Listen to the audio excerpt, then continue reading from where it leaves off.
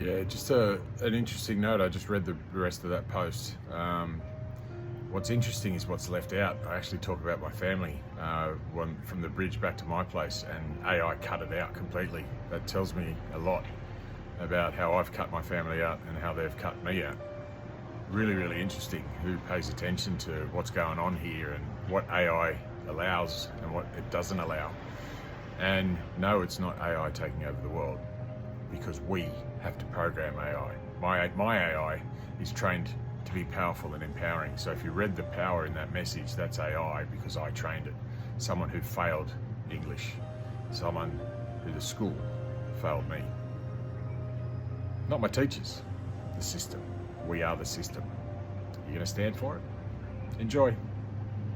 Simply say g'day. Do you feel like there's never enough time in the day?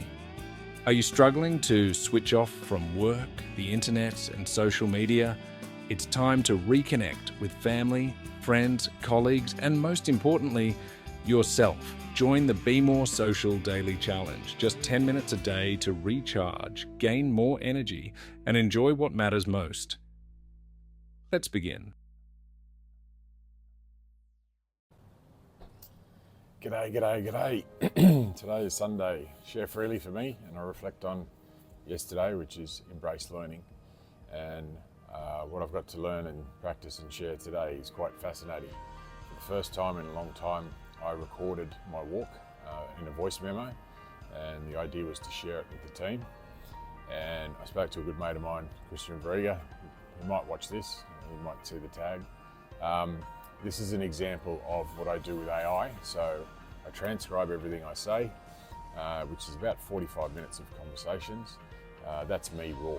So I'm either talking to myself into the microphone for the team, or I'm talking to someone else. So whether you read the raw version in this post or the polished version, people prefer the polished version, the fake me.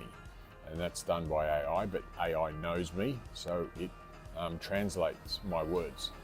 Because what happens is I record myself and I repeat back what's really engaging and important that I want to share with the team. So when you read the raw version, it sounds like absolute garble. It doesn't make any sense.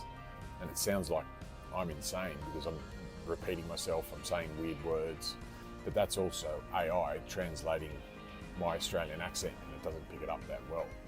So I didn't write any of this. Well, I did. I wrote a little bit at the beginning because that's the real me, the one that talks about failing English and the schooling system failing me, but me taking responsibility for my own life and to some degree others. That's me saying that, yeah? So I've written that. I've taught myself how to write English, and I did that using ChatGPT, an AI tool that had I been to school today, I wouldn't be taught that. So I've had to teach myself. So please read. You'll find the polished version quite uplifting and empowering, but a lot of you won't ever get down to the raw stuff because it is raw. And I'm literally talking to homeless people that were telling me that they were going to take their own lives. People don't believe me. Well, it's there in black and white, but you don't believe me because you weren't there in person. Well, that's life. That's Be More Social. So if you want to see it in action, I say it every day. Come to Surfers Paradise Promenade. I do it every day. My intention is to save lives, one smile at a time. Do I achieve that? That's not the point. The point is I go out with Pip, she leads the way, and we want one smile. We're now down to one smile every 10 seconds because we maximize. These are my strengths. This is what I love doing, bringing smiles to other people's faces. I used to do it in a sarcastic way. Well, I still do. It's just I've learned to articulate that a little bit better. But it is a very, very real message, and I hope you read it till the end. I sort of found it quite challenging because it does jump all over the shop, but I was there in real life, and it's still confusing. And it's me trying to remember exactly who I was talking to, because I've had conversations with about probably 15 to 20 people, most of them men. Women aren't too interested in talking to me, they cry.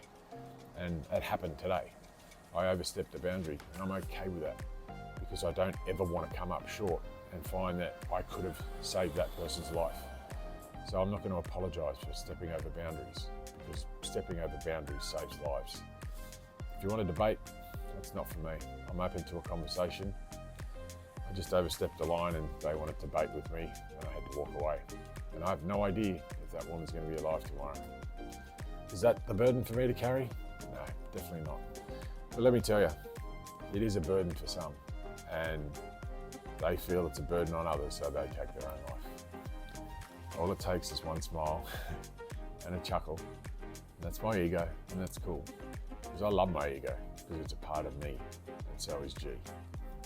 G for g'day. Just be more social. Simply say g'day. Happy Easter. G'day. Thanks for listening as we take on the Be More Social challenge. Join Danny Crouch tomorrow as he shares his journey, and we hope you'll join in too. Drop a comment below. Tell us how it's going, ask questions and share your insights. Find more details in the description or at chooseyourchapter.com.au. Let's make time, boost energy, and aim to be more social today.